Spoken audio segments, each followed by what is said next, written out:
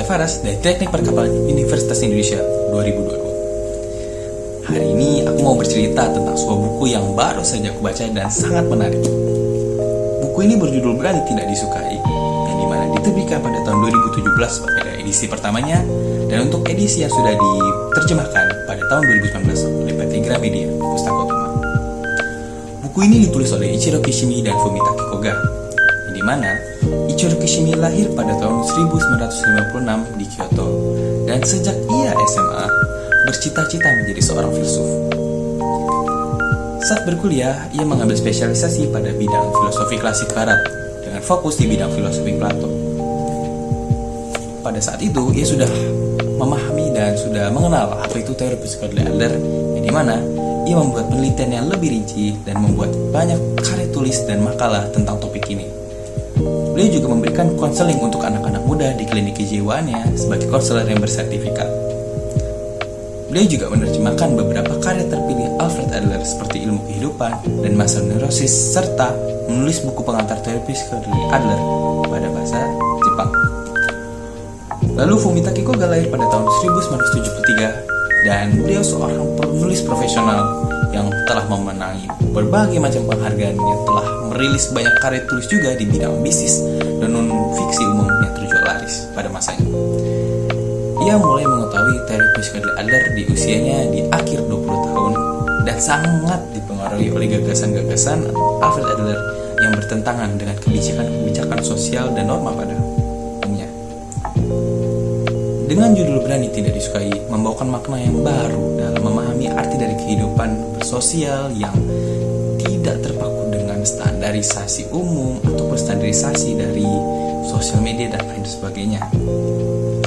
Dalam buku ini, penulis ingin menyampaikan bahwasannya kebahagiaan itu bukanlah hal yang objektif, melainkan adalah hal yang subjektif, yang dimana semua orang berhak mendapatkannya tanpa dipengaruhi stigma sosial ataupun standarisasi norma orang lain ataupun standar dari media sosial. Kehidupan dan kebahagiaan yang sesungguhnya berasal dari bagaimana cara kita menjalani hidup kita secara pribadi. Pandangan kita terhadapnya melalui menjalani hidup dengan pandangan yang ini, yang dimana terpaku pada hubungan interpersonal seperti yang digagaskan oleh teori psikologi yang dibuat oleh Alfred Adler tentang hubungan interpersonal. Sebelumnya, hubungan interpersonal itu apa sih? Hubungan interpersonal sendiri itu adalah hubungan timbal balik antara dua orang atau lebih yang ditandai dengan interaksi sosial, emosional, dan juga harus konsisten. Hubungan ini melibatkan komunikasi, pertukaran informasi, perasaan, dan pandangan yang serta dapat mempengaruhi perilaku dan sikap dari individu tersebut. Hubungan interpersonal yang baik penting untuk kesejahteraan individu dan dapat berkontribusi pada kerjasama yang lebih baik dan lingkungan kita untuk menjadi lebih positif. Nah, masuk ke bukunya, hal yang menarik dari buku ini adalah penulisan yang berupa dialog yang seolah mengajak pembaca untuk mengikuti dan menonton percakapan antara karakter-karakter di dalam buku ini. Dalam buku ini, kita akan melihat perjalanan dan percakapan dari seorang pemuda yang menjalani kehidupannya secara monoton dan berandai-andaikan, oh jika aku bisa menjadi orang seperti dia, aku bisa mengalami hidup yang lebih baik. Dan dengan seorang filsuf yang memberikan jawaban-jawaban yang memberikan dia pandangan baru terhadap ini. Buku ini juga tidak terlalu terpaku dalam hal-hal yang sangat hangat, bisa dibilang analogi-analogi yang cukup membingungkan. Tetapi analogi tersebut bisa menjelaskan keadaan sosial manusia yang sangat relevan dengan mungkin kehidupan kita ataupun kehidupan orang lainnya. Analogi-analogi ini memberikan relevansi yang sangat-sangat mendasar dan juga memberikan masukan kita, seperti halnya untuk menjelaskan secara emosional, pribadi, ataupun komunal kita dalam hubungan kita bersosial. Buku ini juga memberikan cara berpandang baru yang terhadap apa arti dari kehidupan manusia, apakah aku seorang yang aneh, atau Tuhan mengapa aku berbeda, lalu apakah diriku yang sampai ini berhak untuk bahagia.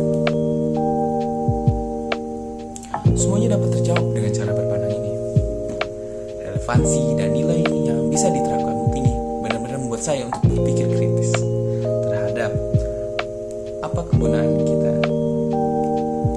dan apa makna dari kehidupan ini. Kebahagiaan dan makna dari kehidupan kita di dunia yang fana ini tidak bisa ditentukan oleh orang lain semata. Kebahagiaan dan makna kita hadir di dunia ini hanya dapat ditentukan oleh kita sendiri.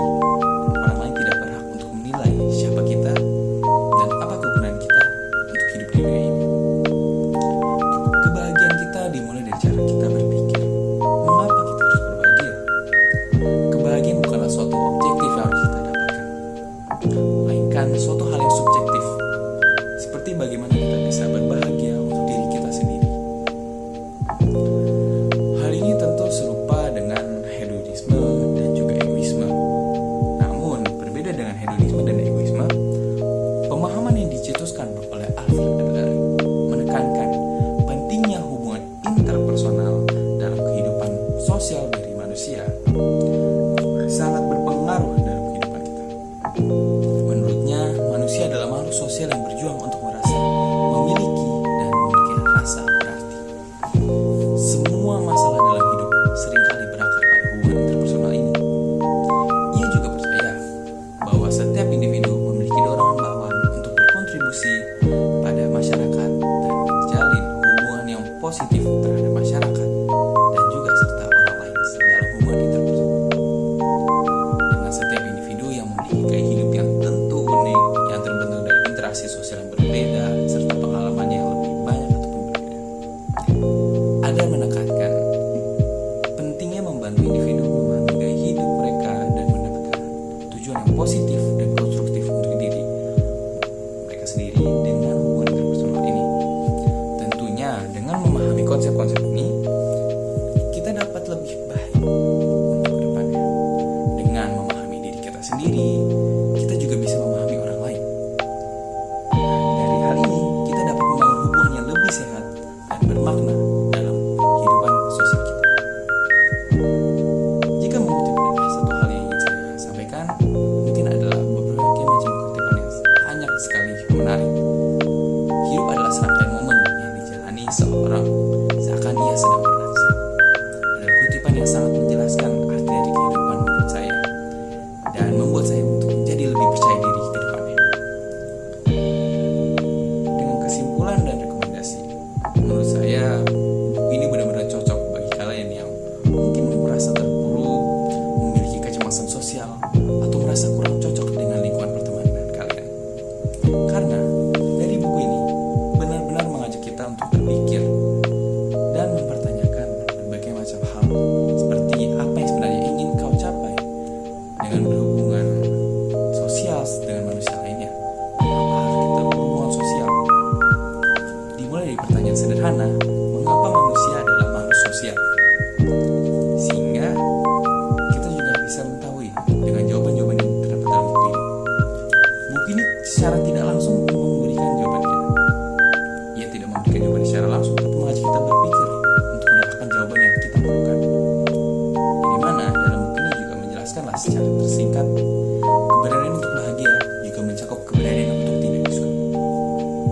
Itu berarti kau sedang menggunakan kebebasanmu dan kehidupanmu untuk bisa hidup bebas dan mendapatkan kebahagiaan. Akhir kata, buku ini benar-benar saya rekomendasikan. Di mana buku ini juga seperti yang saya bilang membuat penulisan yang bisa dibilang jarang untuk buku non-fiksi. Dengan bentuk penulisan berupa dialog yang seolah